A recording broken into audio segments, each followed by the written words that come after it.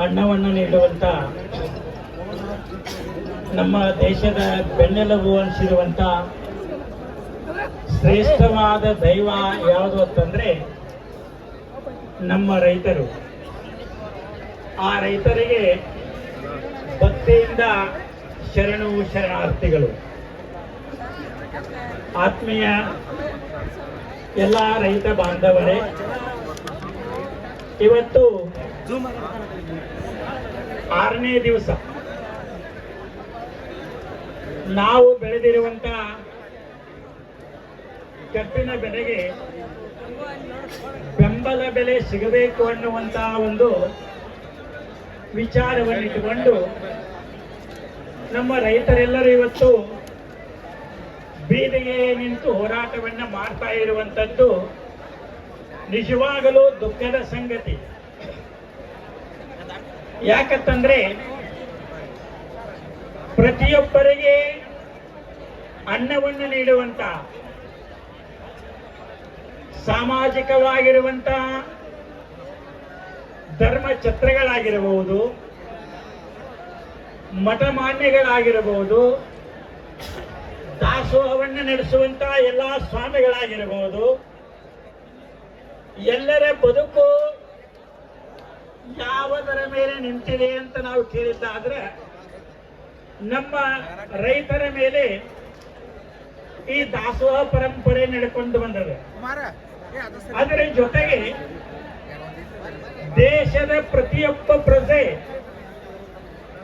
ಉಂಡುಟ್ಟು ಆನಂದವಾಗಿ ಸಂತೋಷವಾಗಿ ಅದಾನ ಅಂತಂದ್ರೆ ಅದರ ಹಿಂದೆ ನಮ್ಮ ರೈತರ ಶ್ರಮ, ನಮ್ಮ ರೈತರ ಬೆವರು ಎಷ್ಟದ ಅನ್ನೋದನ್ನು ನಾವು ಅರ್ಥ ಮಾಡ್ಕೋಬೇಕು.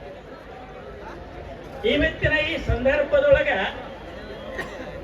ಒಬ್ಬ ರಾಜಕಾರಣಿ ಆಗಿರಲಿ, ಸಕ್ಕರೆ ಕಾರ್ಖಾನೆಯ ಮಾಲೀಕರಾಗಿರಬಹುದು, ಸರ್ಕಾರಿ ಅಧಿಕಾರಿಗಳಾಗಿರಬಹುದು, ಎಲ್ಲರೂ ಎದರ ಮೇಲೆ ಬದುಕಾಕತ್ಯಾರ ಅಂತ ನೀವು ಕೇಳಿದ್ರ ಆದ್ರೆ ನೀವು ನೀಡುವಂತ ಅನ್ನದ ಮೇಲೆ ಎಲ್ಲರೂ ಬದುಕಾಕತ್ಯಾರ. ಇದನ್ನ ಅರ್ಥ ಮಾಡಿಕೊಳ್ಳದೆ ಇವತ್ತು ರೈತರನ್ನ ಈಗ ಬೀದಿಗೆ ಇಳಿಸಿರ್ತಕ್ಕಂಥ ಆ ಸರ್ಕಾರದ ಅಧಿಕಾರಿಗಳು, ರಾಜಕಾರಣಿಗಳು ಮತ್ತು ಸಕ್ಕರೆ ಕಾರ್ಖಾನೆಯ ಮಾಲೀಕರು ವಿಚಾರ ಮಾಡಬೇಕು. ಬಹುಶಃ ಇಲ್ಲಿ ನಮ್ಮ ರೈತರು ಸುಮ್ಮನೆ ಹುಡುಗಾಟಕ್ಕಾಗಿ ಸೇರಿಲ್ಲ, ಮೋಜ ಮಜಾ ಮಾಡಕ್ ಸೇರಿಲ್ಲ. ನಾ ಇವತ್ತಿನ ಈ ಸಂದರ್ಭದೊಳಗೆ ಒಂದು ಮಾತನ್ನು ಹೇಳಿಕ್ಕೆ ಅಪೇಕ್ಷೆ ಪಡ್ತಾ ಇದ್ದೀನಿ. ಒಬ್ಬ ಸ್ವಾಮಿಗಳಾಗಿ ನಾವು ಬರೇ ಪೂಜೆ ಪುನಸ್ಕಾರ ಮಾಡಿಕೊಂಡು ಮಠದಾಗ ಕುಂಡ್ರೋದಲ್ಲ. ಇವತ್ತು ಬೆಳಗಿನ ಸಮಯದೊಳಗ ಸ್ನಾನವನ್ನ ಮಾಡಿ ಶಿವಪೂಜೆ ಕೋಲೆಗೆ ಹೋಗಿ ಲಿಂಗವನ್ನ ತೆಗೆದು ಅಂಗೈಯಲ್ಲಿಟ್ಟುಕೊಂಡಾಗ ಆ ಲಿಂಗಕ್ಕೆ ಒಂದಿಷ್ಟು ನೀರನ್ನು ಹಾಕಿ ಭಸ್ಮವನ್ನ ಧಾರಣೆ ಮಾಡಿ ಪತ್ರೆಯನ್ನು ಏರಿಸಿ ಧೂಪವನ್ನ ಬೆಳಗುವಾಗ ಮನಸ್ಸು ಹೇಳ್ತಾ ಇತ್ತು, ಆ ಲಿಂಗಯ್ಯ ನನ್ನ ಮನಸ್ಸಿಗೆ ಹೇಳ್ತಾನೆ, ನೋಡು ನೀನು ದೇವರು ಅಂತ ಅಂಗೈಯೊಳಗೆ ಇಟ್ಟುಕೊಂಡ ಇಲ್ಲಿ ಲಿಂಗವನ್ನ ನೀನು ಭಗವಂತ ಅಂತ ಪೂಜಾ ಮಾಡಕತ್ತೇನಿ. ನಾ ಇಲ್ಲೆಲ್ಲ ನೀವು ಸ್ವಾಮಿ, ನಾ ಇಲ್ಲಿಲ್ಲ, ನಾ ಎಲ್ಲಿ ಅದನಿ ಅಂತಂದ್ರೆ ನನ್ನ ಪೂಜಾ ಸಲ್ಲಿಸ್ಬೇಕು ಅಂತಂದ್ರೆ ನಾ ನಿನ್ನ ಅಂಗೈಯೊಳಗಿಲ್ಲ, ನಿನ್ನ ಮಠವಾಗಿಲ್ಲ. ಈಗ ನಾ ಎಲ್ಲಿ ಅದನಿಪ್ಪ ಅಂತಂದ್ರೆ ಗುರ್ಲಾಪುರ ಕ್ರಾಸದೊಳಗ ನಮ್ಮ ರೈತರ ಕಷ್ಟವನ್ನು ನೋಡ್ಲಿಕ್ಕೆಲ್ಲ ರೈತರ ಮಧ್ಯದಲ್ಲಿ ಅಲ್ಲಿ ಬಂದ ಅವ್ರಿಗೆ ಸಾತ್ವನ್ನ ಹೇಳಿದ್ರೆ ನನಗೆ ನಿನ್ನ ನಿಜವಾದ ಪೂಜೆ ಮುಟ್ತದ ಅನ್ನುವಂತ ಮನಸ್ಸ ಹಾತುರ್ತಾ ಇತ್ತು. ಅದಕ್ಕಾಗಿ ಆತ್ಮೀಯ ರೈತ ಬಾಂಧವರೇ, ಈಗಿನ ಈ ಒಂದು ಸಂದರ್ಭವನ್ನು ನೋಡ್ತಾ ಇದ್ರೆ ದೇವರ ಎಲ್ಲೇ ಇಲ್ಲ. ಈ ಮಠಮಾನ್ಯದೊಳಗ ಧರ್ಮ ಛತ್ರದೊಳಗ ದಾಸೋಹಗಳು, ಪುಣ್ಯ ಕಾರ್ಯಗಳು, ದೇವಸ್ಥಾನದಲ್ಲಿ ಪುಣ್ಯ ಪೂಜೆಗಳು ನಡೀತಾ ಬರ್ತಂದ್ರೆ ಅದಕ್ಕೆ ಹಿಂದೆ ಯಾರ ಶಕ್ತಿ ಅಂತಂದ್ರೆ ಅದಕ್ಕೆ ಪೂಜೆಯ ಫಲ ಯಾರು ಅಂತಂದ್ರೆ ನಮ್ಮ ರೈತರ ಶ್ರಮ ಅನ್ನುವುದನ್ನು ನಾ ಬಹಳ ಒತ್ತು ಕೊಟ್ಟು ಹೇಳಲಿಕ್ಕೆ ಮಾಡ್ತಾ ಇದ್ದೀನಿ.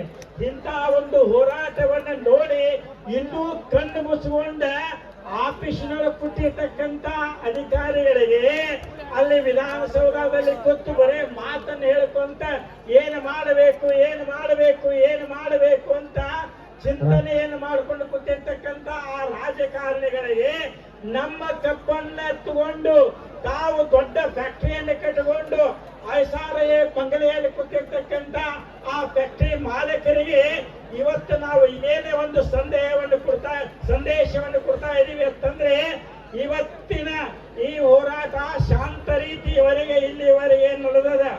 ನಮ್ಮ ರೈತರ ಒಂದು ಸಹನೆಯ ಕಟ್ಟೆ ಒಡೆಯುವುದರ ಮುಂಚೆ ನೀವು ಬಂದು ನಮ್ಮ ರೈತರಿಗೆ ಯೋಗ್ಯವಾಗಿರುವಂತಹ ಬೆಲೆಯನ್ನ ನಾವು ಕೊಡ್ತೀವಿ ಅಂತ ಹೇಳಿ ನೀವು ಇಲ್ಲಿ ತಿಳಿಸ್ಲಿಲ್ಲ ಅಂತಂದ್ರೆ, ನೀವು ವಾಗ್ದಾನವನ್ನ ಮಾಡಿಲ್ಲ ಅಂತಂದ್ರೆ ಬರೀ ಹೇಳಿ ಹೋಗೋದಲ್ಲ, ನಮ್ಮ ರೈತರ ಕಷ್ಟಕ್ಕೆ ಸ್ಪಂದಿಸೋದ್ರ ಜೊತೆಗೆ ನಮ್ಮ ರೈತರ ಕಪ್ಪಿನ ಬೆಲೆಗೆ ಯೋಗ್ಯವಾಗಿರ್ತಕ್ಕಂತ ಒಂದು ಬೆಲೆಯನ್ನ ನೀವು ಕೊಡ್ತೀವಿ ಅಂತ ಒಪ್ಪಿಕೊಂಡಾಗ ಮಾತ್ರ ಈ ಹೋರಾಟ ನಿಲ್ತದೆ ಹೊರತು ಅಲ್ಲಿವರೆಗೆ ಈ ರೈತರ ಹೋರಾಟ ಯಾವತ್ತೂ ನಿಂದಿರೋದಿಲ್ಲ.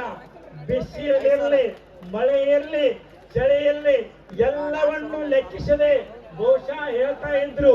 ಯಾಕಂತಂದ್ರೆ ನಮ್ಮ ಮನೆಯ ತಾಯಂದಿರೆಲ್ಲ ನಮ್ಮನ್ನ ಕಳಿಸ್ಯಾರ.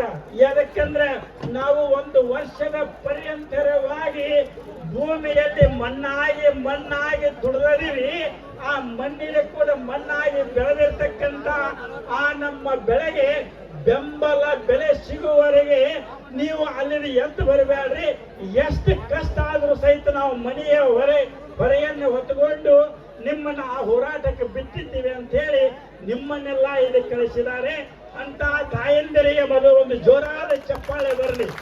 ಹಿಂದೆ ನಮಗೆ ಶಕ್ತಿಯಾಗಿ ನಿಂತಿರ್ತಕ್ಕಂಥ ನಮ್ಮ ಬಂಧು ಬಾಂಧವರು ಎಲ್ಲಾ ನೋವನ್ನ, ಎಲ್ಲಾ ಜವಾಬ್ದಾರಿಯನ್ನು ಹೊತ್ತುಕೊಂಡು ನಮ್ಮ ರೈತರಿಗೆ ಶಕ್ತಿಯನ್ನು ತುಂಬುತ್ತಾ ಇದ್ದಾರೆ. ಅಂತ ಶಕ್ತಿಯ ಮುಖಾಂತರ ಇವತ್ತು ನಮ್ಮ ರೈತರು ಇಲ್ಲಿ ನೋಡ್ರಿ 6 ದಿವಸಗಳ ಪರ್ಯಂತರ ಹಸಿವು, ನಿದ್ದೆ, ನೀರಳಿಕೆ, ಬಿಸಿಲು, ಚಳಿ ಎಲ್ಲವನ್ನು ಮರೆತು ಯಾಕೆ ಇಲ್ಲಿ ಕಷ್ಟಪಡಕತ್ತೀವಿ ಅಂತಂದ್ರೆ, ನಾವ್ ಏನು ಬಿಟ್ಟಿ ಕೇಳಕತ್ತಿಲ್ರಿ, ಬಿಟ್ಟಿ ಕೇಳಕತ್ತಿಲ್ಲ, ಪುರುಷತೆ ಕುಡನಾಕತ್ತಿಲ್ಲ. ನಾವು ಒಂದು ವರ್ಷ ಪರ್ಯಂತರವಾಗಿ ಆ ಭೂಮಿಯಲ್ಲಿ ದುಡಿದು ಆ ಭೂಮಿ ತಾಯಿಗೆ ನಮ್ಮ ರಕ್ತನ್ನ ನೀರಾಗಿ ಸುರಿಸಿದೀವಿ. ಅದಕ್ಕಾಗಿ ನಮಗೆ ಯೋಗ್ಯವಾಗಿರ್ತಕ್ಕಂತ ಬೆಲೆಯನ್ನು ಕೊಡ್ರಿ, ನೀವು ಮೂರ್ಖರಾಗಿ ಕೊಂಡ್ರಬೇಡ್ರಿ ಅಂತ ನಾವು ಹೋರಾಟ ಮಾಡಕತ್ತಿದ್ದೀವಿ. ಅದಕ್ಕಾಗಿ ನಾವು ರೈತರು ಎಚ್ಚೆತ್ತುಕೋಬೇಕು. ಎಲ್ಲಿವರೆಗೆ ನಾವು ಮೂಢರಾಗಿರ್ತೀವೋ, ಎಲ್ಲಿವರೆಗೆ ನಾವು ಮೂರ್ಖರಾಗಿರ್ತೀವೋ ಅಲ್ಲಿವರೆಗೆ ರಾಜಕಾರಣಿಗಳು ಮೋಸ ಮಾಡುವಂತ ಮಠಾಧಿಪತಿಗಳು ಇರ್ತಾರಂತ ಎಚ್ಚರ ಮಾಡ್ಕೊಳ್ಳಿ. ನೀವು ಮೂಢರೇ ಆದ್ರಿ ಅಂದ್ರೆ ನಿಮ್ಮನ್ನ ಮೋಸ ಮಾಡುವಂತ ಮಠಾಧಿಪತಿಗಳು ಹುಟ್ಟುತ್ತಾರೆ. ನೀವು ಮೂರ್ಖರಾದ್ರಿ ಅಂತಂದ್ರೆ ನಿಮ್ಮನ್ನ ಮೋಸ ಮಾಡುವಂತ ರಾಜಕಾರಣಿಗಳು ಯಾವತ್ತೂ ಈ ದೇಶದೊಳಗಿರ್ತಾರೆ. ಅದಕ್ಕೆ ನೀವು ಎಚ್ಚೆತ್ತುಕೋಬೇಕು. ನಿನ್ನೆ ಈ ವೇದಿಕೆಯ ಮುಖಾಂತರ ಒಬ್ಬ ಹಿರಿಯರು ಮಾತಾಡ್ತಾ ಇದ್ರು. ನಾವು ವಾಟ್ಸಾಪ್ ನಲ್ಲಿ ನೋಡಿದೆ.